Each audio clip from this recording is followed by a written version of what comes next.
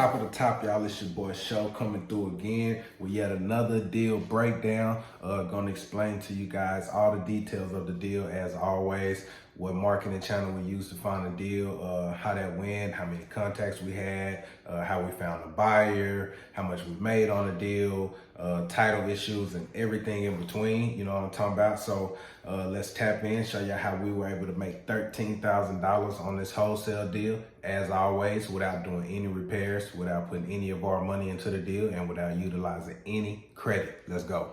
All right, guys, so we actually found this deal while driving for dollars. The house, the landscaping in front of the house was crazy. There was a big tree pretty much covering the whole house almost. And so kind of looked around that tree, seen that the yard was not being taken care of. We could see a lot of junk in the driveway, and the house looked like it was in bad condition as well. So wrote that down on our driving for dollars list. Skip trace this seller using, I believe we were using batch skip tracing at the time, so they would have went on the list. We skip traced them through batch. We ended up getting in contact with someone, and this was actually an inherited property. So the person whose name was on the deed is not the person we ended up talking to, because she was indeed deceased and the property was left to her two sons. And so we ended up on our initial phone call, after we skip traced and called him, he told us he was not interested in selling the property, maybe later on down the line. And so we put him in our cold leads. We reached out to him again in about 3 months. This time he did not answer the phone, but we did leave a personable voicemail. We don't use a pre-recorded voicemail. Once we actually get people, especially if it's a short list, we leave an actual real personable voicemail. All right, we see that actually works, that responds well with people. And so he didn't, the seller, the guy who was staying there, the occupant we'll call him, didn't give us a call back, but his brother gave us a call back maybe a month after we had left that voicemail, saying that the occupant was actually in the hospital for some personal reasons, but he did get our voicemail and let his brother know that he was ready to go ahead and just sell and get from under the property. So the brother called us and let us know. We set an appointment, I believe, for that next day. Went by, took some pictures of the property as always, outside of the property, around the property, the side, the back, the roofing, the molding across the roof, foundation. Look for any type of problems we can find. Just take overall pictures of the property. I walked the property with the occupant. He was out of the hospital at the time I did my initial walkthrough. On immediately walking into the house, I mean, I could tell like he was living bad. There was no electricity in the house. There was no running water in the house, so there was no plumbing, no refrigeration, things like that people need to actually, have a habitable property that they're living in. So the property wasn't habitable. I mean, he was kind of in and out of there a lot anyway. It was a property, like I said, that he had inherited from his mother. So, he wasn't keeping it up. He wasn't paying the taxes on the property. There were actually about $9,900 in taxes owed. So roughly $10,000 in back taxes owed on the house, in addition to the current condition that it was in.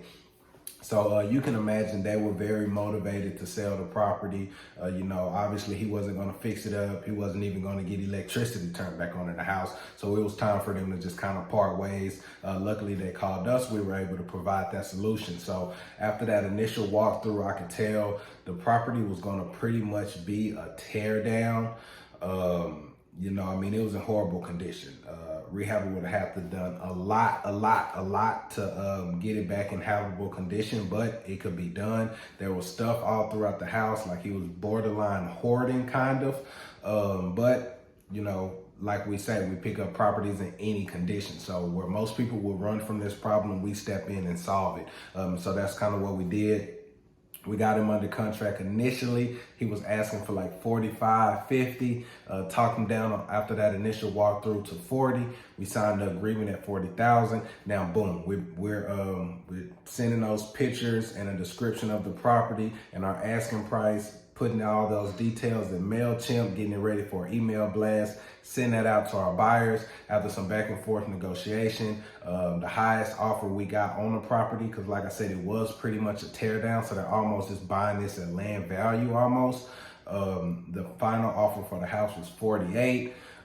We could have walked away with 8,000, but the occupant also needed help with relocation, and we were going to have to put up money for that. So we knew we needed more room in the deal.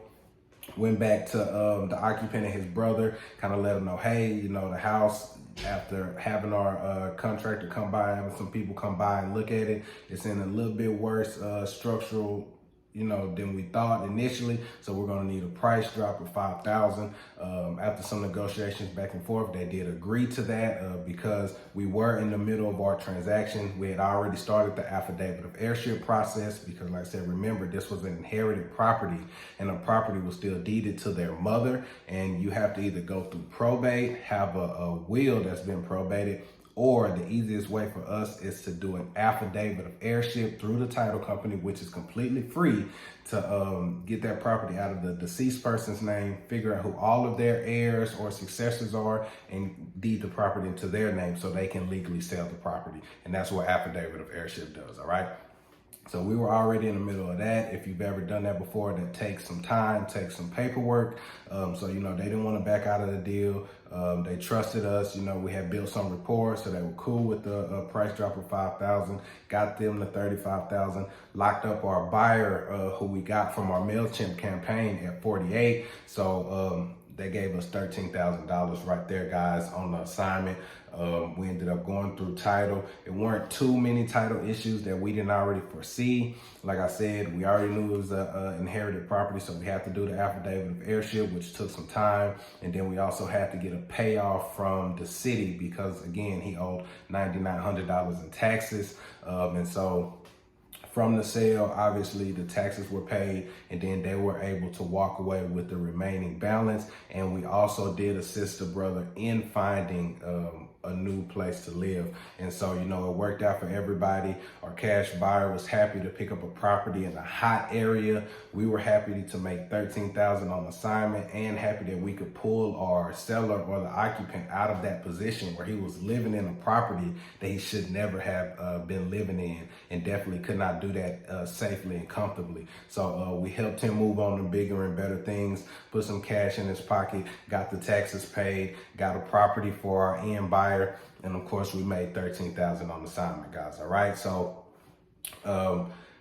hope you guys took something from this, from either the affidavit of heirship process to making sure that you are an all-around solution for these sellers, all right? Because they can be in very bad situations, as you just seen, and it's up to you to solve their problems. Figure out what is it that they need. We knew this guy needed to get out of this house quick, get some cash in his pocket, and get relocated. And so, you know, boom, that's exactly what we did, guys. And we were able to make $13,000 on assignment. And this is just one deal, guys. I have several that we do every month. And I mean, just doing one deal like this a week could generate you 5 figures a month, guys.